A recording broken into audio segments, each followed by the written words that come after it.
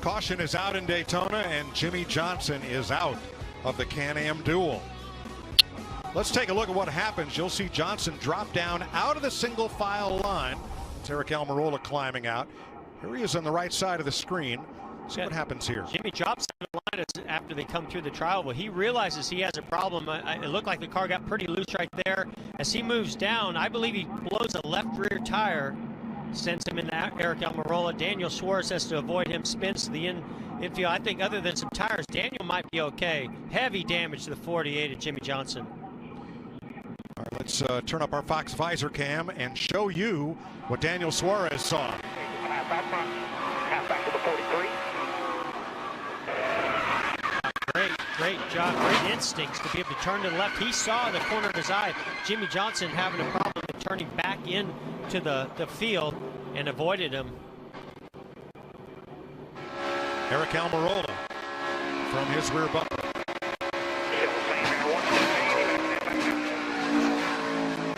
Absolutely nothing that Eric Almirola can do any different to avoid that.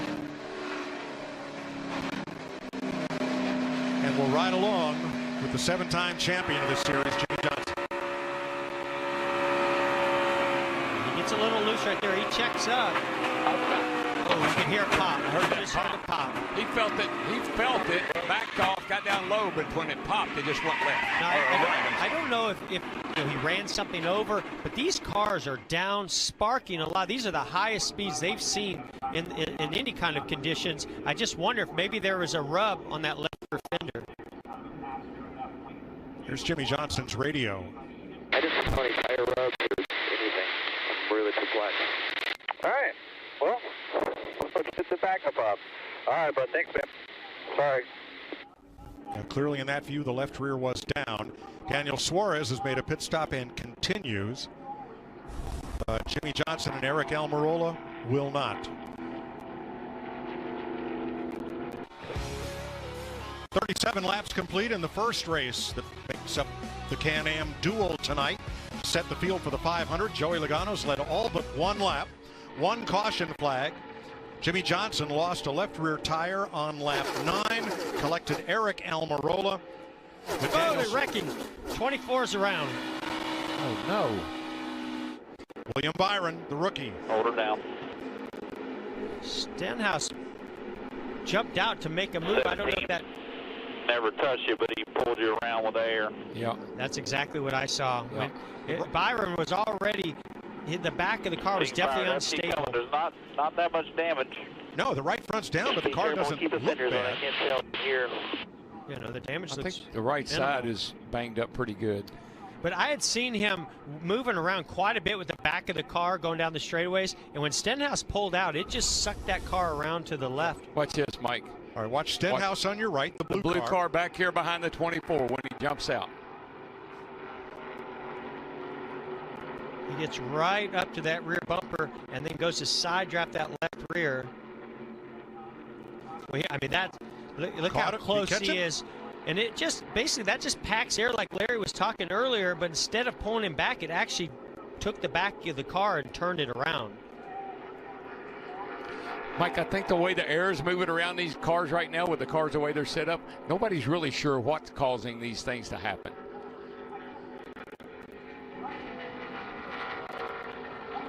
Boy, Stenhouse was...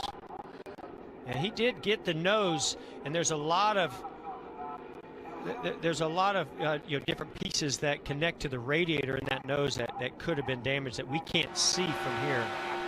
Right out back, 24 and 17, top of line. Stand behind you, stand behind you, stand behind you. Stay up top, stay up there. Inside. Now let's ride with Kurt Busch.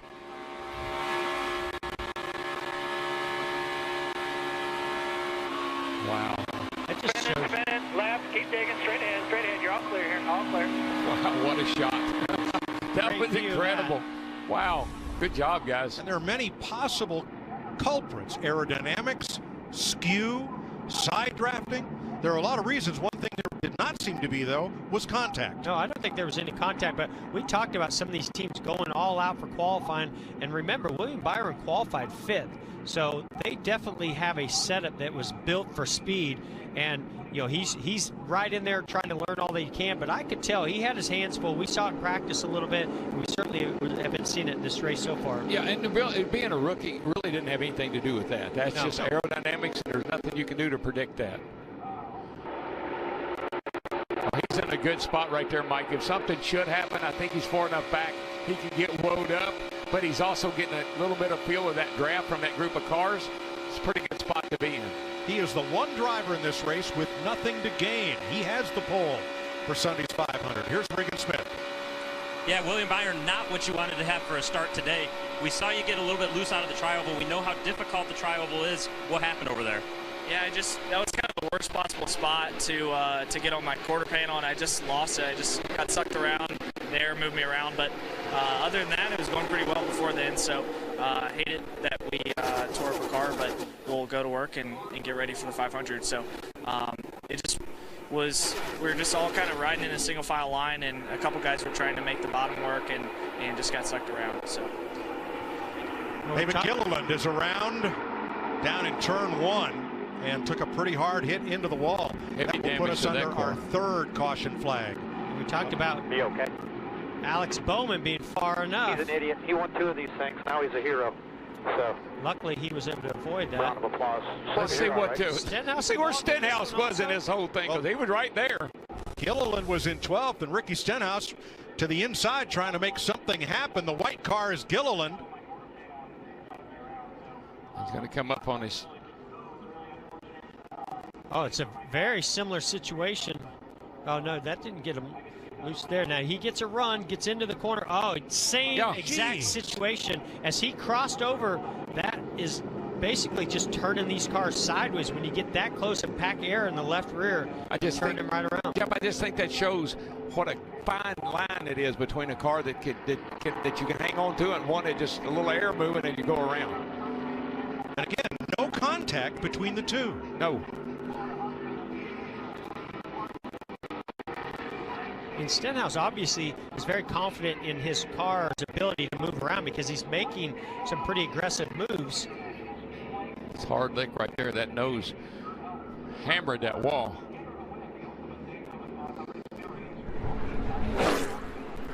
Just nothing David could do right there. Once that car came around, he's just along for the ride. You know, you're just riding along, minding your own business, and somebody gets underneath you and turns you around. And that's one of the smallest teams here. Ricky Benton Racing. There's David, who has 16 Daytona starts, a best finish of 3rd, and has a restrictor plate front row start. That's a tough break for a very small team. And he's door to door with the 1, Jamie McMurray. We listened into them. I don't think we want to go till the white flag lap down the back for fear that unless everyone pulls out and this gear, you'll lose too much ground. It's going to be like 2 corners to get a chance. Yeah, simple. I agree. Remember what happened in the class?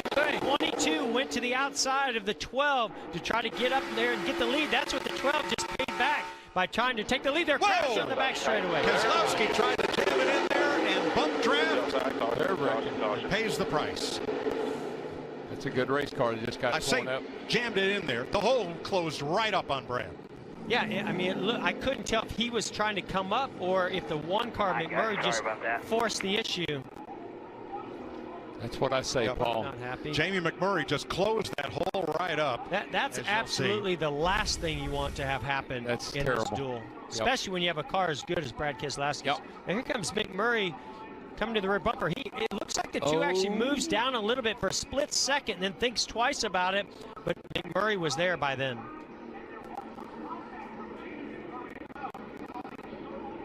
Now you'll see that close up from the Goodyear blimp. So great run here by McMurray. Now Keselowski's trying to figure out what to do with it. He almost thought about going to the 12, but he comes back up and McMurray filled that space and nowhere to go but in the wall. Wow. That's a shame because that 2 is a great car, and now they've got to go to a backup. I was so surprised to see Blaney make that move with 3 to go on his teammate Logano. Yeah, you can see as he starts to come up, they hooked a little bit, and it made it even look worse as Keselowski turned into the outside. Well, we saw Blaney do this very same thing in the Clash. He tried to get the lead, and he pulled out the line, and nobody went with him. I think he still ended up 4th, but he doesn't want to. He doesn't want to run 2nd. 38 and 17 behind. Outside with a run. Keep coming straight ahead, straight ahead. You're good, you're good. Caution's out here. Side by side. Hold by one out front. One inside. Outside front. Inside. Well, Suarez has done some great maneuvering around some of these wrecks tonight. Bubba did a nice job right there, too, guys. Up to 3rd place, and a great move by him. And that awesome view from our visor cam. Heavy damage there. I can't imagine that they'll be able to fix that. Nope, a lot of damage. And here's Brad Keselowski's radio. Half in there, spotter. I'll have to go look at it. There was a big enough lane for Big Bird to get there, and he went. I can see that. Just one of the deals. Sorry, guys.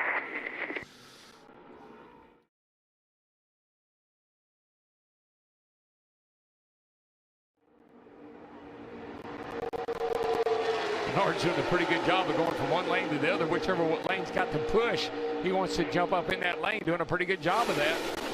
Going to take a good solid look here under the 11 car. Yeah, he's almost there. He's there. Whoa, Hamlin pretty good. Hamlin put a block on him. On the racetrack. One more on the racetrack. Thank you.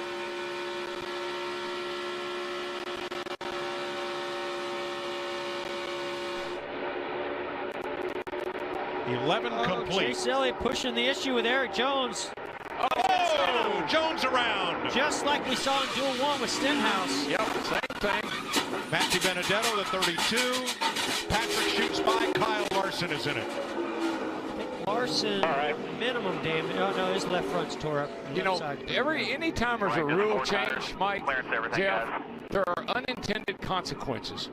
And these cars getting loose when somebody gets alongside of them like that is an unintended consequence. We saw Chase Elliott. He started to push the issue. He saw an opening, and he started to go for it. But then he backed out. And as he backed out, and they came off the corner, and it flattened out. It's just spun 20 of Eric Jones. So here you can see Chase Elliott side drafted in the 78. He goes for a move, and he says, no, I'm not quite ready to make that move. But he stays right there on that crucial part of the quarter panel, and that air, as it was packing up on that left rear, as Eric Jones came off the banking, spun him right around.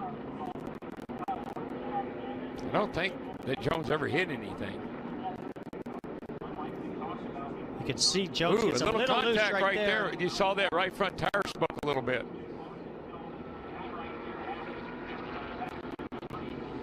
And a tough break for the 32 at DiBenedetto. Go Fast Racing, one of the sport's smaller teams, caught up in that one. Danica did a great job making it through. Did he touch you? No, he was sideways the whole time. Well, different perspectives. That was Chase Elliott's view. Here's another look. There's a little bit of spark that comes out from under that 20 car. They almost make a little bit of contact right there, and that got Eric Jones' attention. It stepped out slightly on him. He gathers it back up, but by packing that air from the right front fender, that's what spins him around. We saw what looked like a little tire rub off Chase's car, but I saw a little sparks come out from under the 20 car. And no contact there. Because you how low the see car it start was. to come Yeah, around. It's just loose. That just looked like all air right there. And once again, no contact. Boy, DiBenedetto took a hard shot into the wall, as did Kyle Larson.